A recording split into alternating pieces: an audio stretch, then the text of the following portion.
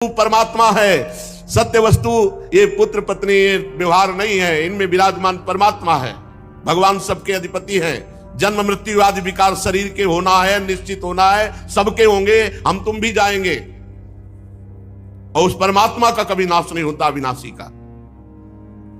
राजन, जैसे बच्चे घर घरौंदे बनाते हैं, खेल खिलौने बनाते हैं, खेलते हैं, बिगाड़ देते हैं, ऐसे ये संसार का खेल है। वो भगवान इसको अपने आप में रचता है, अपने आप से खेलता है, अपने आप का विनाश करता है। तुम क्यों इतना विकल हो रहे हो? पिता की देह द्वारा माता की देह से पुत्र की देह की उत्पत्ति होती है। पिता, माता और पुत्र, इन तीनों में परमात्मा विराजमान है, कोई नहीं जान पाता। बाहरी दृष्टि से अपने संबंधों को मान लेते हैं और जब समय आता है बिछुड़ते तो हाय हाय करते हैं। ये सब अविद्या कल्पित, माया कल्पित है। जब महर्षि अंगिरा और देवर्षि नारद जी चित्रकूट को समझा बुझा रहे थे, तब उन्होंने मुख धोया और धैर्य धारण करके कहा कि ज्ञानवान महान, आप इस समय मेरी बुद्धि काम नहीं कर रही। आप अवधूत वेश में हम पर कृपा करने भगवान ही आए हैं। मैं जानता हूं भगवान के प्यारे ब्रह्मवेत्ता, जब हम जैसे कोई धर्मात्मा दुखी होते तो अपने आप आकर कृपा करते हैं। सनत कुमार, नारद, ऋभु, अंगिरा, देवल, असित, अपांतरतम, भगवान व्यासदेव, मार्कंडे, गौतम, वशिष्ठ, भगवान परशुराम, कपिल देव, शुकदेव, दुर्वासा, याज्ञवल्की, जातुकर्ण, आरुणि, रोमस, च्यवन, दत्ताते, आसुरी, पतंजलि, वेदशिरा, बौद्धमुनि, पंचशिरा, हिरण्यनाभ, कौशल्य, श्रुतदेव, ऋतध्वज, ये सिद्धेश्वर भूमंडल में घूमते ही रहते हैं। जब किसी धर्मात्मा पुरुष को कोई विपत्ति आती है तो किसी न किसी रूप में बदल कर आते हैं और उसका सहयोग करते हैं, ज्ञान उपदेश करते हैं। हमें लगता है आप लोग हमें ज्ञान उपदेश करने के लिए आए हो। तो महर्षि अंगिरा ने कहा, राजन जरा नेत्र खोल करके देखो, मैं अंगिरा ऋषि देवर्षि नारद है। जब तुम पुत्र प्राप्ति के लिए विकल होकर बोले थे, हम ही ने तुम्हें पुत्र प्राप्ति का वरदान दिया था और कहा था तुम्हें हर्ष और शोक होगा। ये तुम्हारे सामने खड़े भगवान के स्वरूप देवर्षि नारद हैं। जब हम लोगों ने देखा कि तुम्हारा जैसा धर्मात्मा राजा पुत्र शोक से अज्ञान अंधकार में डूब रहा है, तो सोचा चलो धर्मात्मा को शोक में डूबने का अवसर नहीं दिया जाता। तुम्हारे ऊपर अनुग्रह करने के लिए, कृपा करने के लिए भगवान ने हम दोनों को भेजा है। सच्ची बात तो यह है कि जो धर्म का पालन करता है वो शोक करने योग्य नहीं होता। वैसे तो मैं तुम्हें जब पहली बार ही आया था तो तुम्हें ब्रह्म ज्ञान का उपदेश देने के लिए आया था, लेकिन देखा कि तुम पुत्र कामना से युक्त हो, तो पहले तुम्हारी यह कामना नष्ट हो, तब तुम्हें ज्ञान की प्राप्ति होगी। इसीलिए मैंने तुम्हें ज्ञान न देकर पुत्र दिया। अब तुम स्वयं अनुभव करो क्या सत्य है, पुत्रवान को कितना दुख होता है। यही बात स्त्री, घर, धन, विविध प्रकार की ईश्वर संपत्तियां जिसमें हम अपनापन कर लेते हैं वो परिणाम में दुख ही देता है, क्योंकि संसार दुखालयम अशाश्वतम। राजन, ये शोक मोह भय दुख का कारण है भगवान से विमुख होना। ये मन के खेल खिलौने हैं, ये माया का जादू है। इसलिए सृष्टि के राग में न फंस करके जो भगवान का भजन करता है वही शोक रहित होता है। तुम परमात्मा में स्थित हो। देवर्षि नारद जी ने कहा, राजन मैं तुम्हें एक मंत्र देता हूं, इस मंत्र का जाप करो। 7 दिन में भगवान शंकर शेष जी का तुम्हें दर्शन हो जाएगा। भगवान शंकर आदि ने श्री शंकरषण देव की ही चरणों का आश्रय लिया था और द्वैत का भ्रम त्याग कर महामहिमा में शुद्ध ज्ञान को, इससे बढ़कर कोई नहीं है, इसी को परम पद कहते हैं। देखा कि मंत्र लेने में रुचि नहीं है, क्योंकि पुत्र पधारा, शोक और उस समय मंत्र। देवर्षि नारद जी ने आकर्षण किया उस जीवात्मा का जो पुत्र के रूप में आई थी। देवर्षि नारद जी ने कहा, जीवात्मन पश्य भद्रम ते मातरम पितरम चते सुहृदो बांधवास तप्ता सुचा त्वत्कृते आभृशम कलेवरम स्वाम अविश्य शेषमायु सुहृदव्रता भुंक्ष भोगान पितृप्रत्तान दिष्ट नृपाशनम। चलो इस शरीर में आ जाओ और पूरी आयु व्यतीत करके तब फिर यहां से जाना। आ जाओ, जीवात्मा को बुलाया। ये देखो तुम्हारे पिता कैसे व्यतीत हो रहे हैं, माता कैसे, और सब पूरा महल के साथ रो रहा है। आओ और पिता के दिए हुए भोगों को भोगो, और मैं कह रहा हूं पूरी आयु व्यतीत करो। चलो अपने शरीर पे आ जाओ। जीवात्मा ने आवाज की, कहा देवर्षि जी आप कह रहे हैं, आप कह रहे हैं कि मेरे पिता है माता है। अरे इसके कितनी बार मैं बाप बन चुका हूं, कितनी बार इसका माता बन चुका हूं। ये मेरा माता पिता नहीं है। ये कितनी बार भाई बन चुका है, कितनी बार नाती बन चुका है, कितनी बार हमारा शत्रु बन चुका है। ये कितनी बार हमसे उदासीन हुआ है, कितनी बार हमसे द्वेष किया है।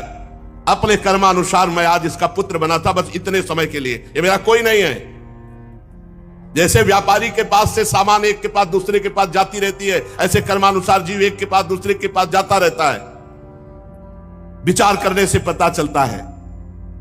4 दिन इसके यहां जन्म ले लिया, ये हाय हाय करके कह रहा है मेरा पुत्र मेरा पुत्र। ये सुना रहे हैं सबको, सबके बीच में सुना रहे हैं। नित्य अहंकार रहित वो जब जीव अपने कर्मानुसार गर्भ में आता है, तभी तक, जब तक शरीर में रहता है तभी तक वो माता पिता मानता है। इसके बाद कुछ नहीं उसकी याद, कोई उसका नहीं। जैसे कोई लोग पूछते हैं कि हम जब मर के जाएंगे तो हमारे पिता हमसे बात करेंगे, माता बस शरीर तक, शरीर छूटा काम खत्म। शरीर तक केवल संबंध। मैं अविनाशी हूं, मैं सूक्ष्म हूं, जन्मादि से रहित हूं, अपने कर्मवश इसके गर्भ में आया था। ये ना मेरी माता है ना मैं इसका पुत्र हूं। जन्म मृत्यु से रहित हूं, मैं ईश्वर स्वरूप हूं। ना तो मेरा कोई प्रिय है ना कोई अप्रिय है, ना मेरा कोई अपना है ना कोई पराया है, ना कोई हित है ना कोई अहित है, ना कोई मित्र है ना कोई शत्रु है। मैं सबसे उदासीन, मैं अद्वितीय हूं। इस शरीर कर्मानुसार ग्रहण करने मात्र से केवल कुछ समय के लिए मैं पुत्र बना था। राजा से कहा सुनो। और देवर्षि नारद जी से जीवात्मा ने कहा कि अब इस शरीर, गंदे शरीर को मैं स्वीकार नहीं करता। राजा ने कहा कि जाओ जाओ, मोह नष्ट हो गया। क्योंकि जब ज्ञान की बात सुनी, जीवात्मा ऐसा कहकर अंतर ध्यान हो गया, राजा का मोह बंधन कटा। फिर उन्होंने मंत्र लिया।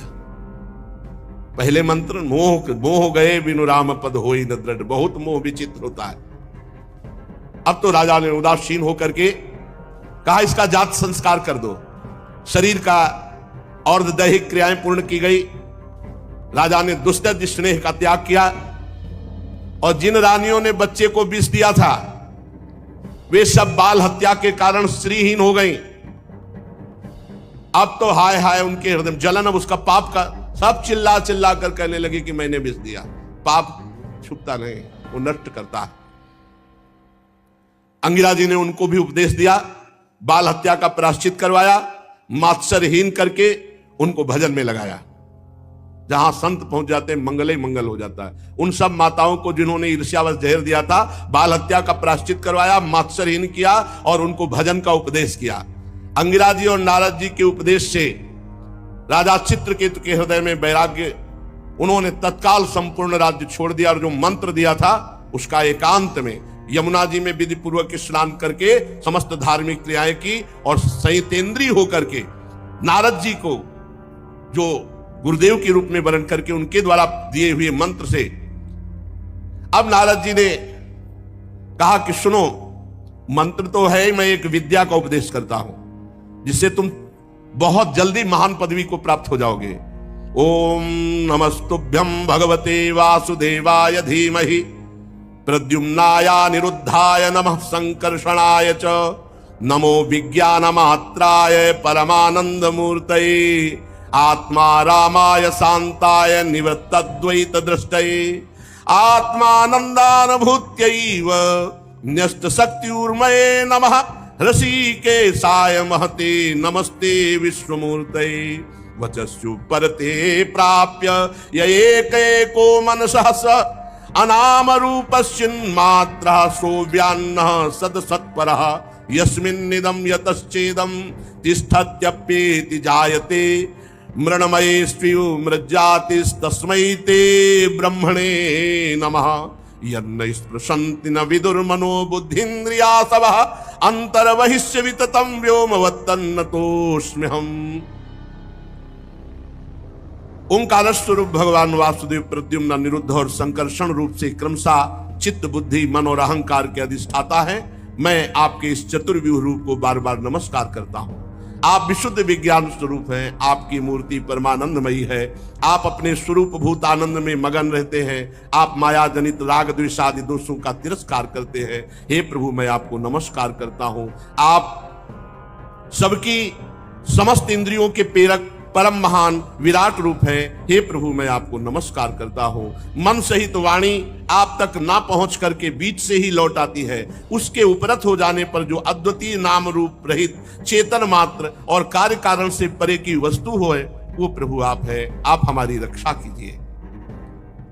नारद जी ने इस महाविद्या का उपदेश किया। देवर्षि नारद अपने शरणागत भक्त चित्रकेतु को इस विद्या का उपदेश करके महर्षि अंगिरा जी के साथ अंतर्ध्यान हो गए।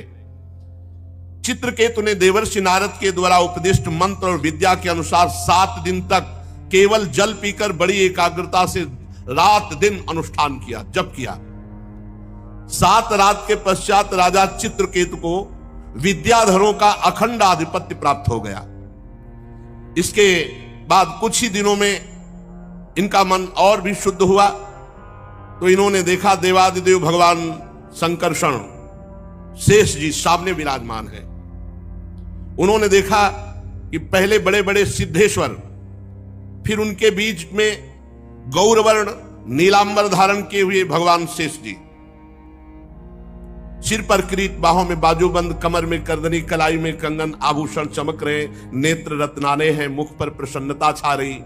भगवान शेष जी का दर्शन करके चित्रकेतु पूर्ण निष्पाप हो गए, अंतःकरण स्वच्छ निर्मल हो गया।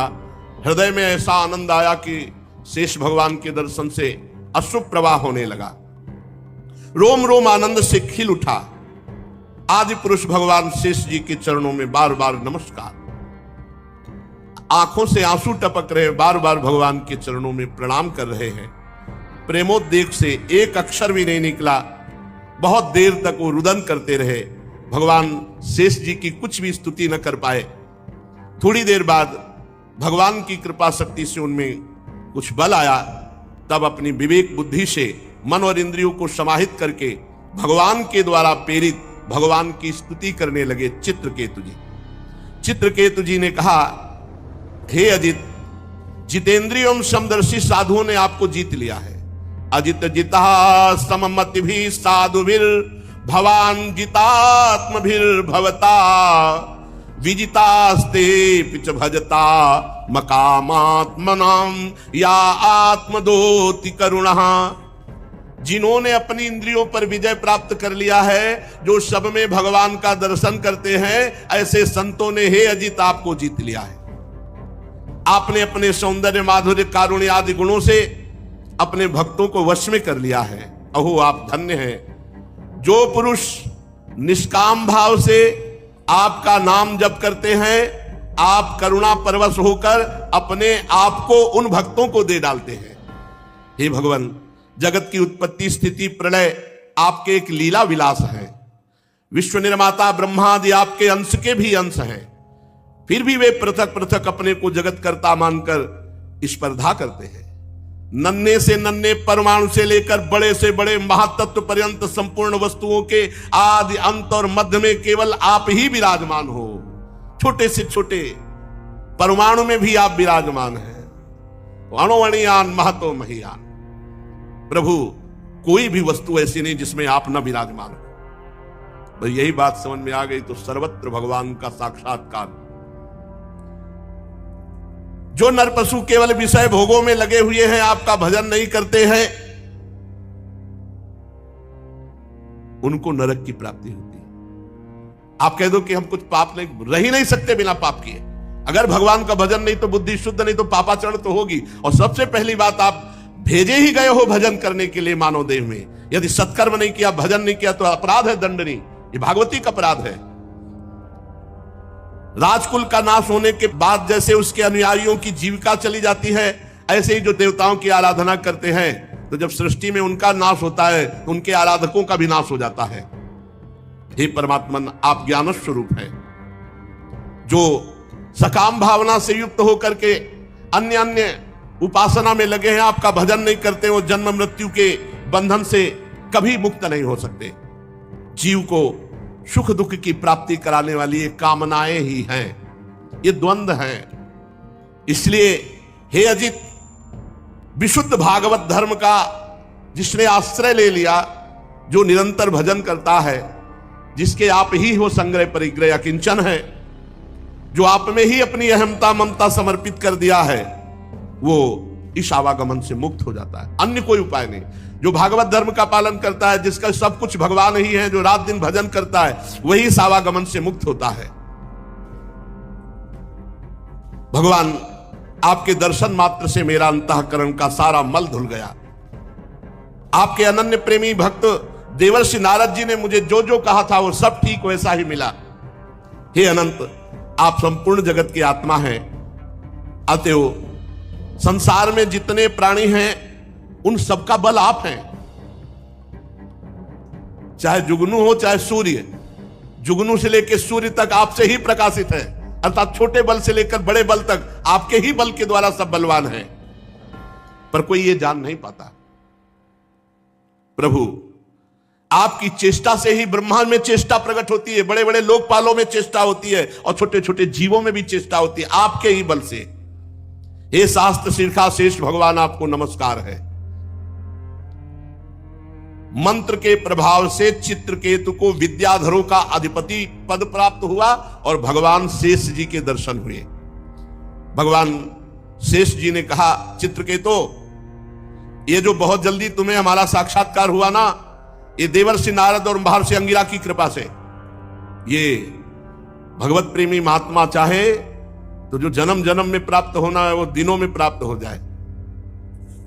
ये जो विद्या का उपदेश देवर्षि नारद ने किया, उसी के प्रताप से मैंने तुम्हें दर्शन दिया। मेरे दर्शन तुम्हें प्राप्त हुए, अब तुम सिद्ध हो चुके। मैं समस्त प्राणियों का आत्मा हूं, मैं पालन करता हूं, मैं ही शब्द ब्रह्म वेद हूं, मैं ही पर ब्रह्म की अनुभूति हूं। जैसे स्वप्न में सोया हुआ पुरुष स्वप्नांतर होने पर संपूर्ण जगत को अपने में ही देखता है, स्वप्नांतर टूट जाने पर स्वप्न में ही जागता है, ऐसे ये जागृत की स्वप्नमयी अवस्थाएं हैं, ये मायामयी है, और इनसे मैं अतीत परमात्मा हूं। सांसारिक सुख के लिए जो चेष्टाएं की जाती हैं उनमें श्रम है, क्लेश है, परंतु जो सत्य सुख के उद्देश्य से की जाती है वो परम सुख प्रदान करने वाली है। नाम जप करते हुए सांसारिक चेष्टाएं करो, सुख मिलेगा। नाम भूल करके सांसारिक चेष्टाएं करोगे, यही फंसा के दुख के जाल में डाल देंगी। जो मनुष्य अपने को बहुत बुद्धिमान समझता है और मेरा भजन नहीं करता, कर्म के पचड़ों में फंसा रहता है, उसे विपरीत फल मिलता है। समझ लेना चाहिए, यह समझ लेना चाहिए, भजन करना अति अनिवार्य है। भजन नहीं करोगे तो दुख मिलेगा, दंड मिलेगा।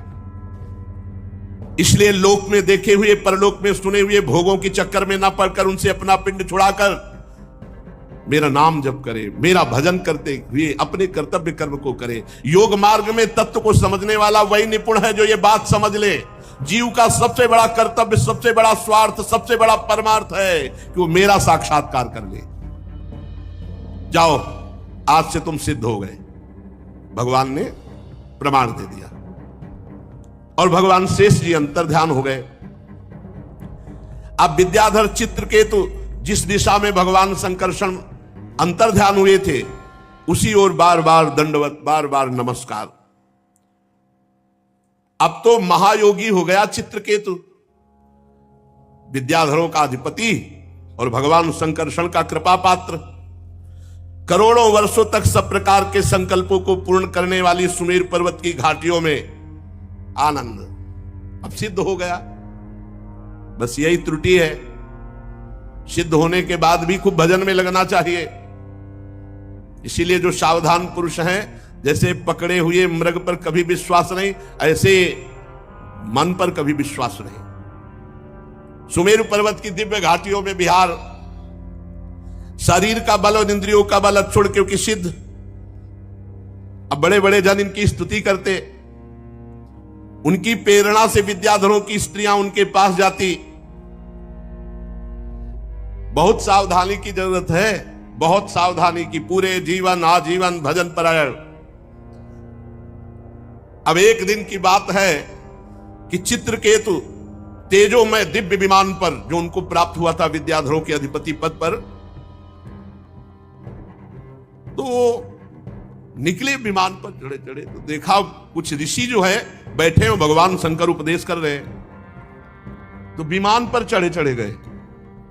अरे थोड़ा तो बुद्धि ठिकाने रहनी चाहिए, ये अहंकार आ गया। देखो भगवत साक्षात्कार के बाद भी अगर भजन में त्रुटि हो गई तो किसी और की माया नहीं, उन्हीं की माया है, उतने पे भी भ्रम पैदा कर देगी। ये भी बात समझ लो। इसीलिए जो सिद्ध महापुरुष होते हैं रात दिन भजन में लगे रहते हैं, भजन से नहीं हटते। ये नहीं कि सिद्ध हो गए तो अब चलो सुमेरु की घाटियों पर विहार करते हैं। देख लो उद्दंडता नहीं गई महाराज चित्रकेतु की, बहुत जल्दी सिद्ध हो गए। 7 दिन में तो अधिपति पद प्राप्त हो गया, क्योंकि ऋषि कृपा हो गई। सत्संग बराबर मिलना चाहिए, भजन बराबर होना चाहिए। न सिद्धों की भी बुद्धि में फर्क डाल देती माया। ज्ञानी नाम पिचेता से देवी भगवती हिसाब बलादा कृष्ण मुहाय महामाया प्रेक्षती। उन्होंने विमान पर चढ़े चढ़े देखा कि बहुत से मुनियों की सभा लगी हुई है, बड़े बड़े सिद्ध बैठे हुए हैं, और भगवान शिव आसन पर बैठे हुए, और भगवती पार्वती जी बामांग की गोद में विराजमान है। भगवान शिव की बाईं जंघा पर अंबा पार्वती जी विराजमान है, और बड़े बड़े ऋषि मुनियों के बीच में बैठे हुए उपदेश कर रहे हैं। चित्रकेतु विमान पर चढ़े चढ़े ही पहुंच गया। अरे इतना तो हो साला कि तुम्हारे से ज्यादा सिद्ध वहां जमीन में बैठे हैं, और सब सिद्धों के गुरु भगवान शंकर। तो ये विमान ही पे चढ़ा गया नीचे। विमान को ऐसे नीचे मतलब जमीन में नहीं उतारा, ऐसे बीच इच्छाधारी विमान होते, जो आप इच्छा करो वैसे विमान। तो ऐसे भगवान शंकर के समकक्ष विमान लेके गया। बड़ा भारी अपराध है, बड़ा भारी अपराध।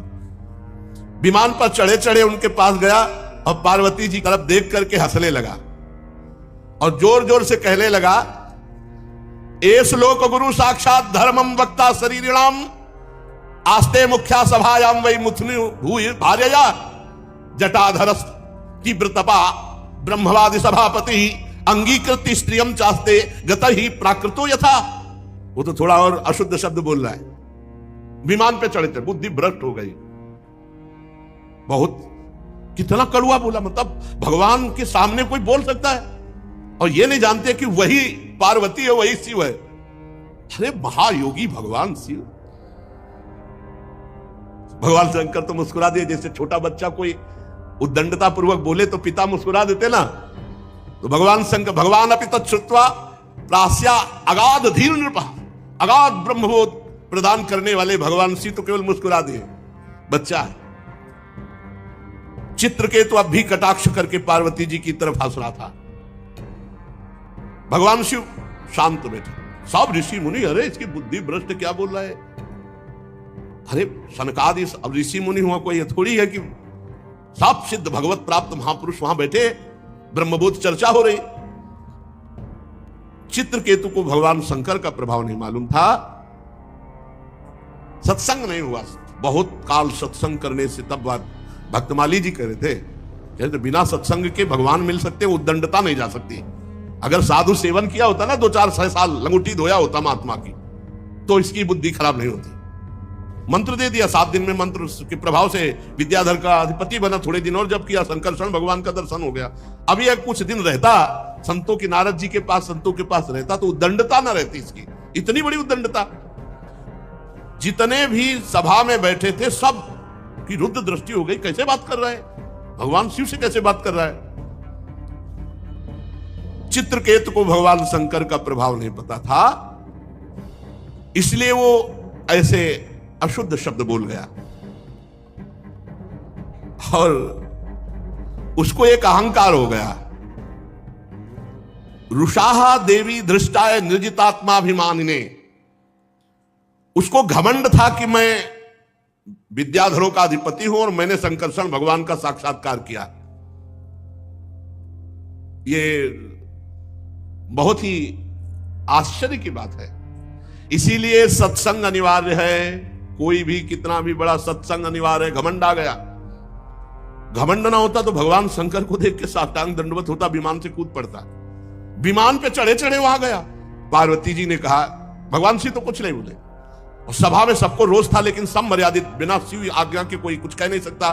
तो पार्वती जी बोले, अयम किम धुना लोके शास्ता दंड धरा प्रभु, हम जैसे निर्लज्जों को दंड देने वाले तुम भगवान हुए हो? ओ, मुझे नहीं पता था कि तुम हम जैसों को दंड देने वाले हो। निर्लज्ज शासन करने चला है। जान पड़ता है ये जो सामने बैठे हैं ब्रह्मा जी, भृगु जी, नारद जी, सनक सनंदन सनातन सनत कुमार, कपिल देव जी, मनु जी, ये जो बड़े बड़े नीचे बैठे हुए भगवान शिव से सत्संग कर रहे हैं, इनको ज्ञान नहीं है। तू आया धर्म मर्यादा का उल्लंघन करने वाले भगवान शिव को उपदेश देने। ये ब्रह्मादि महापुरुष बैठ करके चरणों की आराधना करके उपदेश सुन रहे हैं। उन्हीं मंगलों को मंगल बनाने वाले साक्षात जगत गुरु भगवान शंकर का अपमान करने वाले तू शासन करने आया है। तू किनके ऊपर शासन की चेष्टा कर रहा है? तू दंड का पात्र है। वो दंड माता जी ने कहा। तुझे घमंड हो गया है, दिखाई दे रहा है विमान में बैठा मूर्ख। भगवान श्री हरि के पावन चरण कमलों के सानिध्य में रहने लायक नहीं तू। जिनकी उपासना बड़े बड़े सत्पुरुष किया करते हैं, उनके सामने ऐसी उद्दंड भाषा। ए दुर्मते, जा, मैं साथ देती हूं, तू पाप में असुर योनि को प्राप्त हो। होश ठिकाने आ गए काल चित्रकेतु के। तत्काल होश ठिकाने। माता जी, दुष्ट, भगवान शिव पर शासन करने चला है। जा, आज के बाद किसी महापुरुष का अपराध करने की तेरी हिम्मत नहीं पड़ेगी। परीक्षित जीव ही चित्रकेतु को साथ दिया, सो सारा घमंड का नशा उतरा, कूद पड़ा विमान से और सिर के बल भगवान और अंबा जी के चरणों, क्षमा करो क्षमा। ये बहुत विचित्र होता है पदाभिमान। बड़ा आश्चर्य है संकर्षण भगवान का साक्षात्कार करने पर भी। देखो दंडता। इसीलिए मोरे मन प्रभु अस विश्वासा, राम ते अधिक राम कर दाता। भगवान के दासों का निरंतर संग करे तो उद्दंडता खत्म हो जाएगी। भगवत साक्षात्कार होने पर भी उद्दंडता बनी रहती है। यदि सत्संग ना हो तो कहीं ना कहीं अक्रूर जी मणि लेकर काशी चले गए थे। बड़ी ऊंचाई पर पहुंचे हुए को भी माया आकर्षित कर लेती। इसलिए रोज सत्संग, खूब नाम जप, भगवत लीला कथा श्रवण, ये एक तार चलना चाहिए। अंतर पड़ा तो सिद्धों को भी चपेट में ले लेती है माया, कोई साधारण नहीं। चित्रकेतु खोपड़ी के बल माता अंबा और भगवान शिव। अब चित्रकेतु हाथ जोड़कर बार बार कांपता हुआ, प्रतिग्रहणामिते सापो मात्मनोंजलनाम्बिके। माता पार्वती जी, मैं हाथ जोड़कर आपका साप स्वीकार करता हूं, पर आपको प्रसन्न करना चाहता हूं। माता, आपने जो शाप दिया मैं स्वीकार करता हूं, पर एक प्रार्थना है देवी। कैसी भाषा बदल गई। अभी तक कैसे बोल रहे थे? बहुत गुस्सा वाली बात बोल रहे थे। उसमें जो लिखा हमने नहीं बोला, बहुत गुस्सा वाली बात बोल रहे थे। अरे भगवान शिव को ऐसे शब्दों से, पर यही दिखाया लीला में कि अगर भजन छूट गया, सिद्धों की गणना में आकर के मनमानी सिद्ध ही, तो फिर बुद्धि भ्रष्ट हो जाती है और कहीं ना कहीं अपराध बन जाता है बड़ों के प्रति। अब कह रहे हे अंबा, जीव अज्ञान से मोहित हो जाता है। बिल्कुल सही बात है। संसार चक्र में अपने अज्ञान के कारण भटकता है, सदा सर्वदा सर्वत्र सुख दुख भोगता रहता। माता जी, अब हे देवी, हे माता जी, हे, अब भाषा बदल गई। माता जी, सुख दुख को देने वाला ना तो अपना आत्मा है और ना कोई दूसरा है, वही अज्ञान ही है। अपने अथवा दूसरे को सुख दुख का जो कर्ता मानता है वो अज्ञानी है, क्योंकि अज्ञान ही मूल इसका है। माता जी, ये जगत सतोगुण रजोगुण तमोगुण के स्वाभाविक प्रवाह में है। इसमें क्या साप, क्या अनुग्रह, क्या स्वर्ग, क्या नर्क, क्या सुख, क्या दुख, ये सब अज्ञान के खेल के कारण भोगना पड़ता है। ये माया ही बंधन मोक्ष और सुख दुख की रचना करती रहती है। माता जी, भगवान श्री हरि सब में सम मायादि मल से रहित है। उनका कोई प्रिय अप्रिय, कोई अपना पराया नहीं है। तथापि उनकी माया शक्ति से ऐसे कार्य बन जाते हैं जिनके कारण दुख भोगना पड़ता है। देवी, ये जो मैं विनय कर रहा हूं आपसे, साप से मुक्त होने के लिए नहीं कर रहा हूं। मैं ये चाहता हूं कि मेरी अनुचित चेष्टा, मेरी अनुचित जो बात हो गई, उससे आपको जो दुख हुआ उससे मैं क्षमा याचना चाहता हूं। भगवान शंकर अब बोले, माता जी से ही बोले, सुंदरी, दिव्य लीला विहारी भगवान के निष्प्रिय उदार हृदय दासानुदास की महिमा तुम अपने आंखों से देख लो। जो लोग भगवान के शरणागत होते हैं वो किसी से नहीं डरते। भगवान शिव का कैसा अगाध, कितना प्रेम है हरि से कि देखो महिमा देखो उनकी। ये उन्हीं की महिमा से विमान पे चढ़े चढ़े हमें डांट रहा था, ये उनकी महिमा है। सुंदरी दिव्य लीला विहारी भगवान के निष्प्रय और उदार हृदय दासानुदासों की महिमा तुमने अपनी आंखों से देख ली। ये भगवान की महिमा, श्री हरि की महिमा। इसमें भगवान शिव गुस्सा नहीं हो रहे, वो महिमा देख रहे हैं श्री हरि की। जो लोग भगवान के शरणागत होते हैं देवी, वो किसी से नहीं डरते, क्योंकि उन्हें स्वर्ग मोक्ष नर्क इन सब में एक भगवान की ही कृपा दिखाई देती है। उनको कोई डर नहीं है। जीवों को भगवान की लीला से ही देह का